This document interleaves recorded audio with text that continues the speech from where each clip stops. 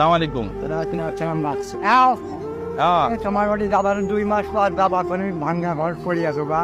আচ্ছা, তোমার এইদিকে নন্দনপুর বাড়ি? কেমন পাহাড়ে যাওয়া আচ্ছা, আজকে একজন লোক আসবে। আজকে একজন লোক যাবে, তোমার ওই বাড়ির ছবি টবি তুলে নিয়ে যাবি। নিয়ে গেছিল কে নাম? ওই আনন্দপুরি চেহারা।